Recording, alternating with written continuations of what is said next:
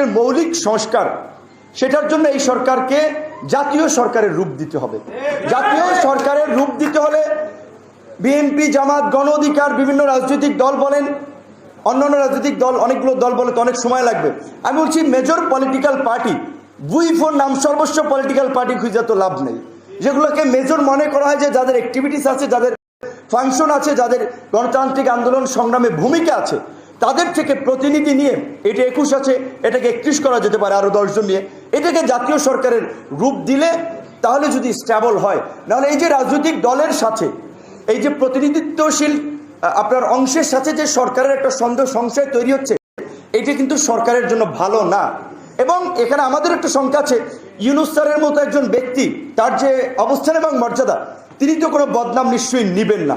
তো যদি দেখে যে রাজনৈতিক প্রেশার তৈরি হচ্ছে ইলেকশনের জন্য, সংস্কার হোক বা না হোক, আমার ধারণা তিনি তার এই বদনাম নিবেন না, তিনি অতি দ্রুত সময়ের মধ্যে একটা ইলেকশন দিয়ে দিতে পারেন। তো ইলেকশন যদি হয়ে যায়, সেই ক্ষেত্রে আমরা তো দেখেছি 90-এ 3টা রাজনৈতিক জোট, বিএনপির নেতৃত্বে ছিল, আওয়ামী লীগের নেতৃত্বে ছিল, বামদের নেতৃত্বে ছিল, তারা 3 জোটের রূপরেখায় কমিটমেন্ট করেছিল যেই বিষয়গুলো পরবর্তীতে ওই সেই ইয়ার মতো, কবিতার মতো কেউ কথা রাখে নাই। যে এই ডাকসুর সর্বদলীয় ছাত্র আন্দোলন হয়েছিল, সেই ডাকসু তো আওয়ামী লীগও দেয়নি, বিএনপিও দেয়নি। গত কয়েক বছর, 28 বছর পরে একবার আমরা ভিপি হওয়ার সুযোগ পেয়েছিলাম। তো সেই ক্ষেত্রে যুব অধিকার এই মুহূর্তে যে একটা এজেন্ডা নিয়ে সামনে আগাতে চাচ্ছে, যে তরুণ ছাত্র যুবক তরুণদের মতামত রাষ্ট্র গঠনে নেয়ার জন্য তারা বিভাগীয় পর্যায়ে যে তারুণ্যের সংলাপ শুরু করতে যাচ্ছে, এটা অত্যন্ত সময়োপযোগী কাজ।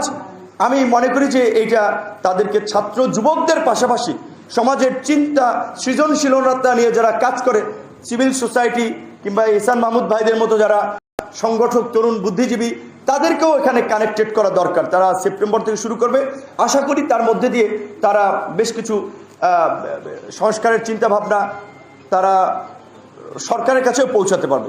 যে একই সাথে একই ব্যক্তি দলীয় প্রধান এবং সরকার প্রধান থাকবে না, একই ব্যক্তি 2বারের বেশি প্রধানমন্ত্রী থাকবে না, এরকম বেশ কিছু রিফর্ম আমরাও দিয়েছি। তারপর সমন্বিতভাবে কিন্তু রাজনৈতিক দলগুলো আমরা 31 দফা কর্মসূচিটা দিয়েছি।